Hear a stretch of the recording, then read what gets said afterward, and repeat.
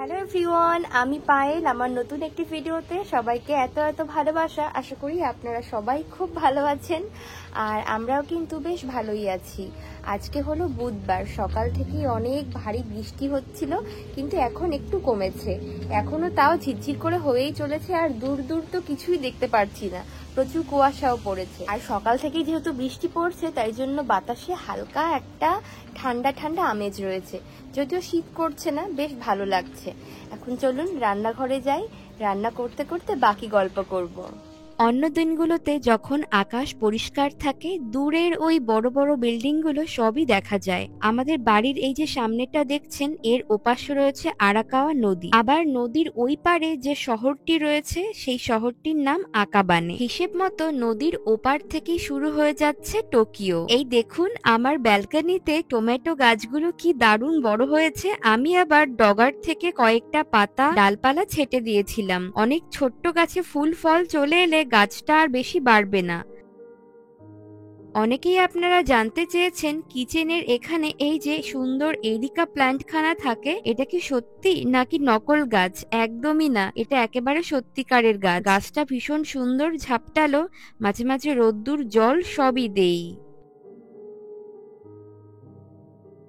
মাঝে মাঝে মেঘলা আকাশ, তার সঙ্গে এমন ঝিরিঝিরি বৃষ্টি হলে আমার তো ঘরের কোনো কাজেই মন বসে না, কিন্তু তারপরেও মনকে বোঝাতেই হবে আমার কাজ আমি ছাড়া কে করবে। ওই জন্য বড্ড আগ্রহ করে সকাল সকাল ঠেলে ঠেলে নিজেকে সমস্ত কাজ করিয়ে নিচ্ছি। রান্নার আগে যা যা জোগাড় যন্ত্র করার সবই রেডি করে রেখেছি। মাংস রান্না করব আজকে, তবে মাংস হচ্ছে কাঞ্চনের জন্য।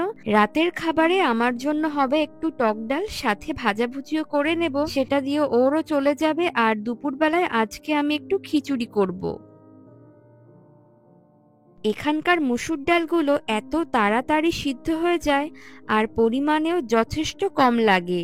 ডালটা ভালো করে আমি ভেঙে দিলাম। এবার এর মধ্যে কাঁচা লঙ্কা থেকে শুরু করে টক ডালের টমেটো সবই একে একে অ্যাড করব। আমার এই ইউটিউব চ্যানেলের শর্ট এবং লং দুরকম ভিডিওতেই দেখছি আজকাল একটা বেশ মজার একই ধরনের কমেন্ট ঘোরাফেরা করছে, আর সেটি হলো, আমি যদি জাপানিজ ভাষা জেনে থাকি তাহলে যেন অবশ্যই সেই ভাষায় কথা বলে একটি ভিডিও তৈরি করি।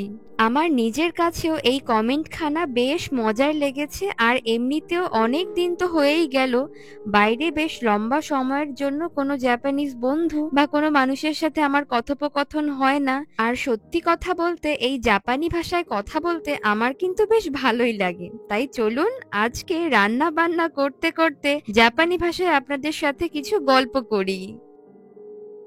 এই যেমন ধরুন, আজকে মাংস আর ডাল রান্না করব, সেটাকে যদি আমি জাপানিজ ভাষায় বলতে চাই, তাহলে আমি এদেশের ভাষায় এই কথাটি যেভাবে বলবো, তোরিনুকুনো সুপাইসি খারে তো তোমাতো ওয়া ইরেতে মামে নো সুপো ওয়া সুকুরিমাসু। জাপানি ভাষা বলতে বলতে রান্না বান্না করা আমার কাছে বেশ মজার আর নতুনত্ব মনে হয়েছে, তো আমি যদি মাঝে মাঝে একটু হেসে ফেলি, দয়া করে আমাকে ক্ষমা করে দেবেন। এতনে ইমা ওয়া নামাথরি নিকু তো ইরোইরো নো ড্রাই ও স্পাইসু তো আতো অয়রো নো ইশোনি নিকু ওয়া মাজেরু। এই কথাটির অর্থ হলো, কাঁচা মুরগির মাংসের সাথে বেশ কয়েক রকমের শুকনো মশলা এবং তেল দিয়ে আমি মাংসটাকে মাখবো। আমেও মেন্দুকসাই কিওয়া আসাকারা গোগোমাদে জুতো আমে ফুটতে মাসে। এই কথাটার মানে কি বলুন তো? এটার মানে হচ্ছে, বৃষ্টি খুবই বিরক্তিকর, সকাল থেকেই আজকে দুপুর পর্যন্ত এক নাগাড়ে বৃষ্টি হচ্ছে। এই জাপানি ভাষায় কথা বলা, ইংলিশে কথা বলা অথবা বাংলা, যে কোনো ভাষায় কথা বলতে গেলে প্রত্যেকটা ভাষার একটা আলাদা আলাদা টান থাকে। খেয়াল করে দেখবেন, এই জাপানিজ বা নিহঙ্গতে কথা বলার সময় আমি কিন্তু সেন্টেন্সগুলোকে ছোট্ট ছোট্ট করে ভেঙে ভেঙে তবেই আপনাদের সাথে কথা বলছি। আসলে চলতি ভাষায় কথা বলতে গেলে জাপানিজরাও কিন্তু এই পদ্ধতি অবলম্বন করে। এভাবে ছোট ছোট অংশে ভেঙে ভেঙে কথা বলার একটাই উদ্দেশ্য, বিপরীত দিকের মানুষটি যেন আপনার বলা কথাগুলোর আক্ষরিক অর্থ বা আপনি কি বলতে চাইছেন সেগুলোকে অতি সহজেই বুঝতে পারে। ওয়াতাশি নো দান্না সান খানচান সামা ওয়া তোরিনুকু নো কোনো জাগাইমো ওয়া দাইসুকি দেস দাকারা ইয়ম্বুন জাগাইমো ওয়া ইরেমাশতা। একটুখানি বুদ্ধি খাটিয়ে ভাবুন তো, কাঞ্চনের নাম করে আমি এই কথাটা কি বললাম? আমি বললাম, আমার বর কাঞ্চন, সে মাংসের আলু খুব পছন্দ করে, তাই 4 টুকরো আলু দিয়েছি। দান্নাসান কথার অর্থ হাজবেন্ড, আর আমি হলাম কাঞ্চনের ওকসান, মানে আমি ওর ওয়াইফ। এখানকার মানুষ সামা এবং সান এই দুটি কথা ব্যবহার করে কোনো মানুষকে সম্মান দেখানোর জন্য বা বড়দের সাথে কথা বলার জন্য। তবে নিজের নাম বলার সময় কিন্তু আবার সামা বা সান কোনোটাই ব্যবহার করা যায় না। তখন আসলে নিজের পরিচয় দেবার জন্য কথাগুলিকে এভাবে বলতে হয়, ওয়াতাশিনো নামায়োয়া পায়রুদেস অথবা ওয়াতাশিও পায়রুদেস কিংবা ওয়াতাকুশিও পায়রুতো মৌসিমাসু। নর্মালি জাপানি ভাষায় কথা বলার জন্য চলতি ভাষায় ব্যবহার করা যায়, তবে অফিসিয়ালি বা ফর্মালি কারোর সাথে কথা বলতে গেলে একটুখানি আপার লেভেল নিহঙ্গ ভাষা জাপানিজরা ব্যবহার করেন। এই যে এইমাত্র বললাম যে ওয়াতাশিও পায়রু দেশ, পায়রু কি বলুন তো? পায়রু হলো আমার নাম। আমাদের দেশের স্বরবর্ণ এবং ব্যঞ্জন বর্ণ যেমন আলাদা আলাদা, তেমনি এদেশেও দুরকম বর্ণ আছে, একটি কাতাকানা, অন্যটি হিরাগানা। বিদেশি যে কোনো কিছু লেখার ক্ষেত্রে এখানকার মানুষ কাতাকানা বর্ণের ব্যবহার করেন। যদিও এই হিরাগানা আর কাতাকানা ছাড়াও আরো এক ধরনের চিত্রবর্ণ রয়েছে, যাকে জাপানিজ ভাষায় বলা হয় কাঞ্জি। যদিও সেটি চাইনিজ ভাষার অন্তর্গত, এখন জাপানিজরাও ব্যবহার করেন। আসলে বড় কোনো সেন্টেন্সকে ছোট্ট করে লেখার পদ্ধতি হলো কাঞ্জি।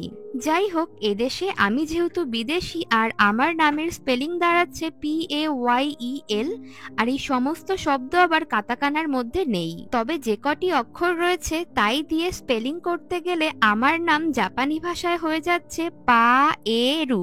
পায়েরু শুধুমাত্র আমার নামই নয়, বরং যে কোনো দেশের বিদেশি ভাষা বা যে কোনো নামই কিন্তু অধিকাংশই বদলে যাবে এই জাপানি ভাষায়। খিচুড়ির মধ্যে চাল, ডাল, ফুলকপি, আলু, টমেটো, বিনস সব রয়েছে। চালকে কি বলে বলুন তো? ওকোমে, ডালকে মামে, ফুলকপিকে কারিফ্রাওয়ারু, আর আলুকে জাগাইমো, বিনসকে ইঙ্গেন। টমেটোর নাম কিছুটা চেনা চেনা লাগবে, তার কারণ টমেটোকে এদেশে বলা হয় তোমাতো। ইমাওয়া আরাইমোনো তো মানাইতা তো হোচোমো আরাইমাস। এটার অর্থ হলো বাসনপত্র সঙ্গে এখন চপিং বোর্ড আর ছুরিটাও ধুয়ে রাখবো। আমরা যেমন রান্না বান্না আর খাবার দাবার খাওয়ার সময় যেসব বাসনপত্র ব্যবহার করি সেগুলোকে সাধারণত আমরা বলি এটো বাসনপত্র। তবে জাপানি ভাষায় এটো বাসনপত্র বলে কিছু হয় কিনা আমার জানা নেই। তবে যেসব বাসনপত্র ধোবার রয়েছে এদেশের মানুষ সেগুলোকে একত্রে বলে আরাইমোনো, আর ধোয়াধুয়িকে বলা হয় আরাইমাস, মানে একত্রে হচ্ছে আড়াইমোনো আড়াইমাস। রান্না বান্না একদিকে হবে আর অন্যদিকে ছোট্ট ছোট্ট বাসনপত্র ধোয়াধুয়ি বা ছোট ছোট যে কোনো কাজ গুছিয়ে রাখলে একদম শেষে অনেক কাজ করার যে মানসিক চাপ সেটা আর আমি ফিল করি না। এখন চলুন ছোট্ট ছোট্ট কিছু শব্দ আমরা জাপানি ভাষায় বলতে শিখি। এই যেমন কেউ উপকার করলে তাকে আমরা ধন্যবাদ জানাই, থ্যাংক ইউ বলি, আবার হিন্দিতে ধন্যবাদ বা শুক্রিয়া বলি। জাপানিজরা বলে সেটাকে আরিগাতো গোজাইমাসু। সরি তারা বলে গোমেন্নাসাই বলে, আর এক্সকিউজ মি বলে সুমিমাসেন বলে। আর যখন ভীষণ খারাপ লাগে বা ঝগড়া বাঁধার উপক্রম হয় তখন তারা বলে মৌসিয়াগে গোজাইমাসেন, মৌসিয়াগে নাই দেশ। এইভাবে মৌসিয়াগে নাই দেশ, মৌসিয়াগে গোমেন্নাসাই বলতে বলতে মাথা ঝোঁকে। আজকে আমি খিচুড়ি রান্না করেছি সম্পূর্ণটা বাসমতি চাল দিয়ে। জাপানিজ রাইস ব্যবহার করলে খিচুড়িটা বড্ড আঠালো হয়ে যায়, যেটা খেতে একেবারেই ভালো লাগে না। চাল, ডাল, সবজি সুন্দর মতো সিদ্ধ হয়ে যাবার পর আমি এখন একটা পেস্ট দিলাম যার মধ্যে রয়েছে আদা আর লঙ্কা বাটা। আবার এদেশের ভাষায় আদার নাম হয়ে যাচ্ছে সোগা, লঙ্কা তৌগারাশি, রসুনকে বলা হয় নিন্নিকু, পেঁয়াজকে বলা হয় তামানেগি, আর স্প্রিং অনিয়ন তাকে বলা হয় নাগানেগি। ঝালের পরিমাণ ঠিকঠাক থাকলেও নুন মিষ্টির পরিমাণ অনেকটাই কম, তাই পরিমাণ মতো নুন আর অল্প একটু মিষ্টি দিলাম। আমার টেস্ট অনুযায়ী খিচুড়ি ব্যাপারটা ঝালের থেকেও মিষ্টি মিষ্টি বেশি ভালো লাগে। রান্না করতে করতে অনেক উপকরণের নামই তো জানালাম, তবে শুধু নুন চিনিটা কেন বাদ থাকবে? নুনকে এখানকার মানুষ ডাকে শিও, আর চিনিকে সাতো, আর মিষ্টি জাতীয় যে কোনো খাবারকে এখানকার মানুষ বলে আমাইমোনো। ভালোবাসার মানুষকে আপনার ভালোবাসার কথা জাপানিজ বা এই নিহঙ্গ ভাষায় কিভাবে বলবেন চলুন সেটাও শিখে ফেলি। আইশতেরু, যে কথার অর্থ আই লাভ ইউ। ছেলে মেয়ে উভয়কেই যেমন এই কথাটি বলে ভালোবাসা প্রকাশ করা যায়, তেমনি এখানকার মানুষ আই লাভ ইউ বলে আইশতেরু, আইশতেরু বলে। এদিকে আবার ভালোবাসার কথা বলতে বলতে আমার ভালোবাসার খাবার খিচুড়ি সেটাও রেডি হয়ে গিয়েছে। তো চলুন আজকের ভিডিওটা এখানেই শেষ করছি। দেখা হচ্ছে পরবর্তী নতুন কোনো ভিডিওতে। সবাই খুব ভালো থাকবেন, সুস্থ থাকবেন। Tata, bye bye.